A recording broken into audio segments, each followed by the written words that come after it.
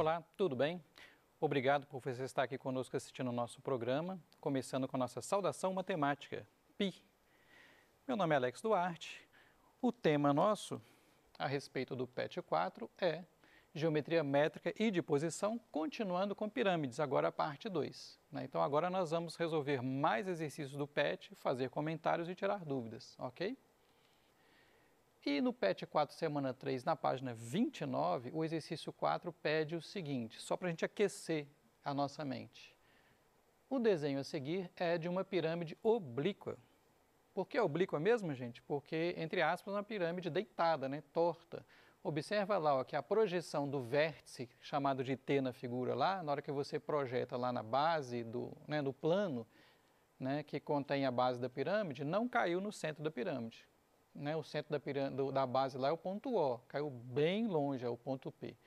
Qual o segmento representa a altura dessa pirâmide? Gente, não é intuitivo, Se você estivesse na frente de uma escultura assim, grande lá e te perguntasse qual que é a altura dela, o que você ia medir? Desde o vértice lá até o chão na perpendicular, tá? Então não confunda TO, que liga o vértice lá ao centro da pirâmide, com a altura. A altura é a altura mesmo, tá aqui, ó. Liga P até T. Então, das alternativas que nós temos aí, o segmento PT, segmento OT, segmento GT e segmento GH, a altura, então, vai ser o segmento que liga P até o ponto T, que é o que você responderia se alguém te perguntasse a altura da pirâmide. Ok? Vamos complicar aos poucos. Agora, na página 29, exercício 5 já é um exercício do Enem, que diz assim: Enem 2016, um lapidador recebeu de um joalheiro a encomenda para trabalhar em uma pedra preciosa, cujo formato é o de uma pirâmide, conforme ilustra a figura 1. Vamos ver a figura 1? Está aí, ó. A pirâmide está invertida, nem por isso ela deixa de ser uma pirâmide. Gente, vocês estão vendo que parece que é uma pirâmide de base quadrada, e é reta também. Para tanto, o lapidador fará 4 cortes de formatos iguais nos cantos da base. Gente, volta na figura, a base está aqui, tá? Não é só porque você inverteu a pirâmide que a base mudou de lugar, não. A base é lá, ó, PQRS. E o vértice ele chamou de O, ok? Os cantos retirados correspondem a pequenas pirâmides nos vértices PQRS ao longo dos segmentos tracejados, ilustrados na figura 2. Então tá, o lapidador vai fazer cortes lá nos cantos, olha lá como ficou. Então no vértice P, no Q, no R e no S lá na base, ele fez um cortinho em formato de pirâmide. Repara que tudo aqui é face plana, tá, gente? Não tem curva aqui, não. Figura 2. E o que ele vai perguntar? Depois de efetuados os cortes, o lapidador obteve, a partir da pedra maior, uma joia poliédrica, cujos números de faces, arestas e vértices são, respectivamente, iguais a... Ok. Gente, o que significa respectivamente? Nas alternativas aqui, ó, o primeiro número, ele está falando de faces. Depois, o segundo número, arestas, e o último número, vértices. As alternativas, então, ó, a ordem ali, ó, faces, arestas, vértices. Então, letra A, 9 faces, 20 arestas, 13 vértices. Ou será a letra B, 9 faces, 24 arestas, 13 vértices. Letra C, 7, 15 e 12. Letra D, 10, 16 e 5. E letra E, 11, 16 e 5. Bom, não é difícil, Basta a gente contar. Só que eu vou apresentar uma teoria para vocês. Esta pessoa aqui está se apresentando lá. Olá, eu sou Leonhard Euler e descobri que V menos A mais F igual a 2 em poliedros convexos. Gente, o que é um poliedro convexo? É um poliedro que não tem uma reentrância, Então, você pode ter um poliedro que você tem as faces assim, ele entra assim, e tem mais faces lá dentro. Tá? Então, não é o que acontece, tá? Para a fórmula dele, não pode ser desse jeito. E ele está nos informando que vértices menos arestas mais faces igual a 2. Então, se porventura você lembrar disso, você pode conferir alternativa por alternativa. Como ele falou nessa ordem, faces, arestas e vértices, eu escolhi a fórmula do Euler nesta ordem também. Ó. Faces menos arestas mais vértices tem que dar 2. Se você conferir alternativa por alternativa, na letra A, faces menos arestas mais vértices, ou seja, na ordem lá, ó, 9 menos 20 mais 13, deu 2. Na letra B, faces menos arestas mais vértices, 9 menos 24 mais 13 deu menos 2, então não pode ser letra B. Na letra C, a conta da fórmula do Euler deu 4. Na letra D deu 1 e na letra E deu 0. Então, por eliminação, a única que bate, né, com a fórmula dele é a letra A, né, seria a letra A. Por que se fala Euler? Porque é alemão. Tá? Assim como você não fala Freud, você fala Freud, beleza? Ele é suíço. Então, ó, reproduzir aqui o desenho da joia cortada, vamos contar, vamos conferir, ó. Quantas faces tem? Aí você pode contar assim, ó. Então, ó, acompanha comigo aqui na figura, por favor, aqui, ó. Você tem as 4 faces aqui, ó, que vieram dos cortes, beleza? Mais uma face que é a base, mais 4 faces que estão nos lados, ok? Observe a figura aí. 4 mais 1 mais 4 deu 9 faces, beleza? Vamos contar as arestas. Então, vamos começar de novo onde o joalheiro, o artesão lá cortou. Então, aqui, ó. Ele cortou aqui, gerou 3 arestas aqui, mais 3 aqui, mais 3 aqui, mais 3 aqui. Cada corte triangular gerou 3 arestas. Só que aqui em cima, né, ainda tem essas 4 arestas aqui, ó. Esta, esta, esta e esta. E ainda tem mais 4 arestas que são as que ligam lá no vértice, ó. Esta aresta, esta, esta e esta. O tracejado é que não está visível, tá, gente? Então, olha lá, ó, 3 mais 3 mais 3 mais 3 mais 4 mais 4 na minha terra costuma dar 20. E, finalmente, os vértices. Vamos contar nesse mesmo esquema, gente, contando primeiro onde foram feitos os cortes. Então, aqui, ó, 3 vértices aqui, mais 3 aqui, mais 3 aqui deste triângulo, mais 3 aqui. Só que ainda tem o vértice lá da pirâmide original, lá embaixo. Então, 3 mais 3 mais 3 mais 3 mais 1 deu 13, ok? Chegamos novamente na alternativa A. Algumas pessoas vão preferir saber a fórmula do Euler, outras pessoas vão preferir contar, né? É aquele compromisso, gente, assim, matemática é muita informação, né? Quanto mais coisas para decorar, é pior. É melhor você entender, né? Porque se você esquecer uma fórmula na matemática, você sempre tem o seu raciocínio, ok? Agora, se você já sabe a fórmula, bom, aí pode ser mais rápido. Mais um problema aqui envolvendo arte, né, da página 29 lá, PET 4, semana 3. Questão 6 também do Enem, 2016, diz assim: é comum os artistas plásticos se apropriarem de entes matemáticos para produzirem, por exemplo, formas e imagens por meio de manipulações. Ok. Um artista plástico, em uma de suas obras, pretende retratar os diversos polígonos obtidos pelas interseções de um plano com uma pirâmide regular de base quadrada. Gente, vamos rever isso aí. O que era uma pirâmide regular de base quadrada? Pirâmide regular, ela vai ter o polígono da base regular, então, se são 4 lados, só pode ser um quadrado, ok? Né, todos os lados iguais, todos os ângulos iguais a 90 graus. E, como ela é regular, ela também vai ser uma pirâmide o quê? Reta. Quer dizer que na hora que você pega o vértice da pirâmide, né, e projeta, vamos ver um desenho aqui, ó, na hora que você pega o vértice e projeta, a projeção do vértice lá no plano da base, ó, a projeção deste vértice, na hora que cair lá embaixo, vai cair exatamente no centro do quadrado. Conseguiram visualizar aí? Né? Pensa assim, né? A sombra do vértice da pirâmide no sol de meio-dia vai bater exatamente no centro aqui do quadrado, ok? Voltando para o nosso enunciado. Segundo a classificação de polígonos, quais deles são possíveis de serem obtidos pelo artista plástico? Então, peraí, vamos ter certeza que nós entendemos a pergunta. As alternativas são quadrados apenas, letra B, triângulos e quadrados apenas, letra C, triângulos, quadrados e trapézios apenas, letra D, triângulos, quadrados, trapézios e quadriláteros irregulares apenas. Esse apenas está ficando engraçado, né? É muita coisa. Mas ele quer dizer que não há outras possibilidades. E letra E, triângulos, quadrados, trapézios, quadriláteros irregulares e pentágonos apenas. Então, vamos entender a pergunta.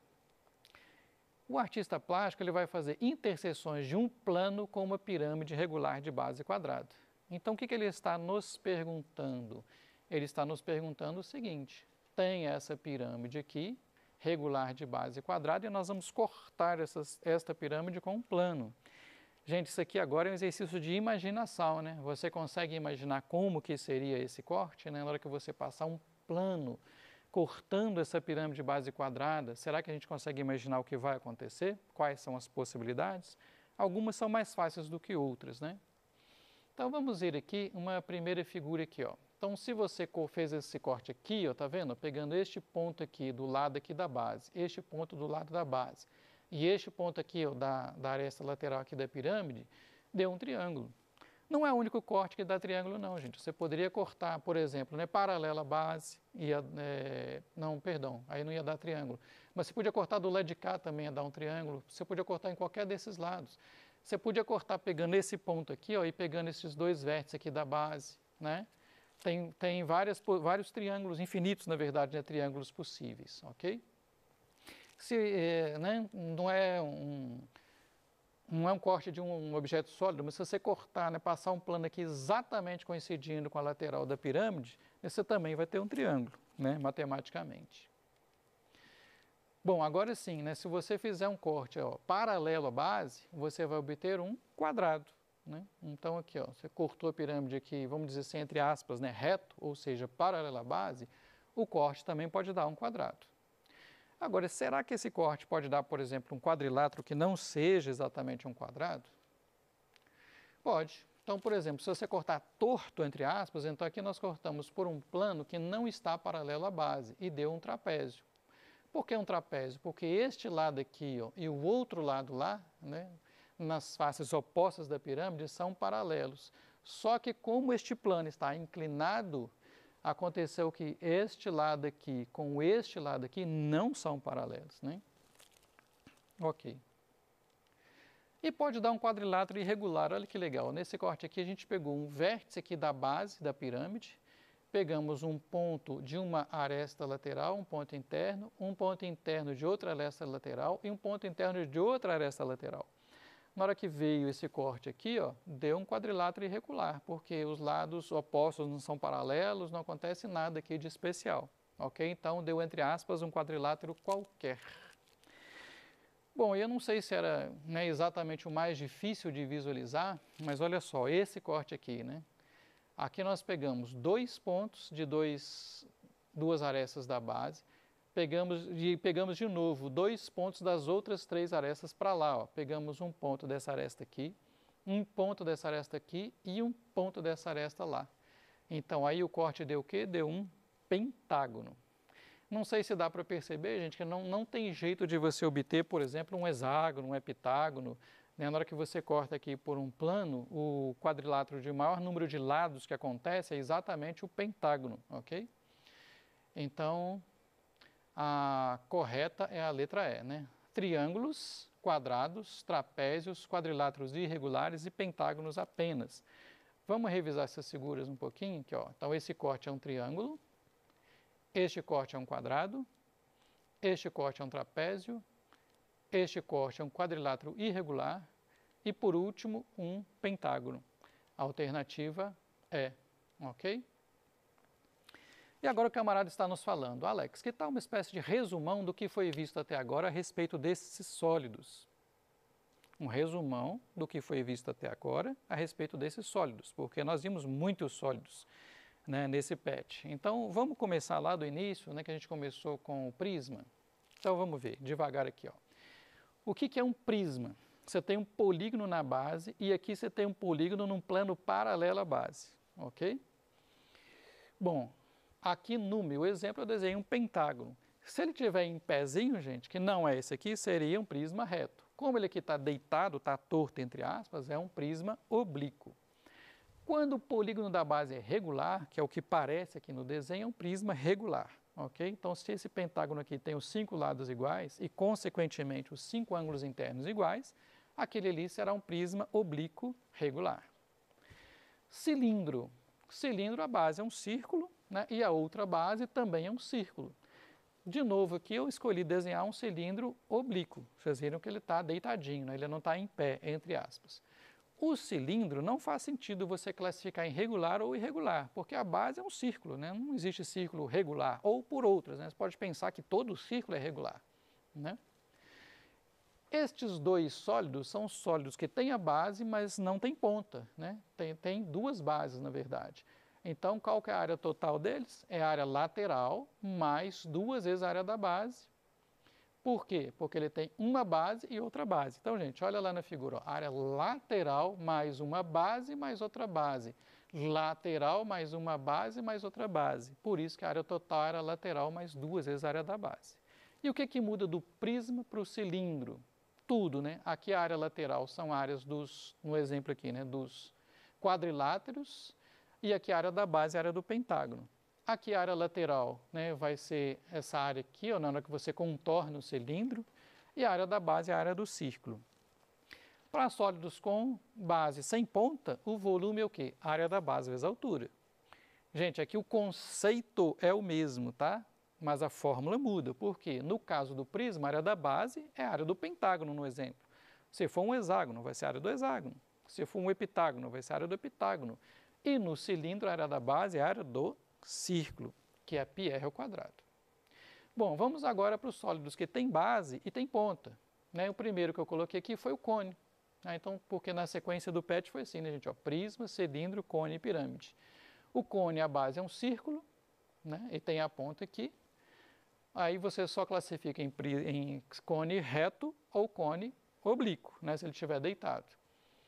E no caso da pirâmide, eu coloquei novamente um pentágono aqui como exemplo de base, né? Então, fácil, gente. O que é pirâmide? Você pega um ponto aqui fora lá do plano da base e liga com todos os vértices do pentágono aqui no meu exemplo, ok? Qual que é a área total de ambos? Área lateral mais área da base. Então, qual que é a diferença? Aqui tem duas bases e aqui no cone e pirâmide tem uma base só. Prisma, cilindro tem duas bases, por isso que a fórmula é área lateral mais duas vezes a área da base. Cone e pirâmide, claro que só tem uma base. Então, a área total é a área lateral mais a área da base, simplesmente. Lembra também que, ó, nos sólidos que tem base não tem ponta, o volume era da base vezes a altura, tá? E nos que tem ponta, a área da base vezes a altura é dividido por 3, ok? Não é intuitivo, mas lembra daquela brincadeira? Se eu encher esse cone aqui, ó, vira esse cone de cabeça para baixo, enche d'água e joga no cilindro. Quantas vezes você tem que fazer isso para encher o cilindro de mesma base e mesma altura? 3 vezes. Significa que este cone cabe 3 vezes no cilindro. Significa que o volume dele é 1/3 do volume do cilindro. E da mesma forma, né, se a gente virasse isso de cabeça para baixo e enchesse d'água, esta pirâmide caberia 3 vezes no prisma em termos de volume, ok? Então, ó, sólido reto, está em pé, entre aspas. Aqui eu fiz uma brincadeira para você lembrar, tá? Sólido oblíquo, ele está deitado, tá inclinado. E aqui, sólido regular e irregular. Gente, desculpa o desenho, tá? Que o artista é péssimo. Mas olha aqui, ó, garotinho deitado aqui, um pentágono regular aqui na base. E sólido irregular, vocês estão vendo ali que é um pentágono irregular, tá? No caso da esquerda aí, os 5 lados são iguais. No caso da direita, os 5 lados não são iguais. Ok? Outra coisa que nós vimos, né, no caso de um prisma muito especial, que é o paralelepípedo reto retângulo. O que é isso, gente? A caixinha de sapatos. Nós vimos a diagonal dele. Diagonal vai de um vértice até o vértice oposto, passando pelo centro da figura, tá? E vimos a fórmula da medida, raiz de A2 mais B2 mais C2. Isso aqui é só você lembrar do Pitágoras, né? Só que o Pitágoras só tem o A2 e o B2. E aqui tem o C2 a mais. Inclusive, para deduzir esta fórmula, a gente usou o Pitágoras 2 vezes. E lembra que o paralelepípedo possui 4 dessas diagonais aqui, ó, porque ela vai de um vértice ao vértice oposto, entre aspas. Então, para cada vértice que você tem aqui em cima na minha figura, você tem um vértice oposto lá embaixo. Reparei que as 4 diagonais do paralelepípedo passam lá pelo centro, ó, a diagonal vermelha, a diagonal verde, a diagonal azul e a diagonal roxa, ok? E temos quando esses sólidos são cortados, né, que são os troncos, que não apareceu aí no PET, estou informando para você. E temos a esfera e as suas partes, que eu falei para você só a fórmula da área e do volume, ok? Só para a gente completar a nossa lista. Muito bem. E aqui eu vou deixar para vocês mais um exercício, né? Bem tranquilo, que é da forma de bolo. Dá uma olhada depois, por favor, ok? Muito bem, essas são nossas referências. Muito obrigado por sua paciência, sua presença na nossa aula de hoje. Um abraço.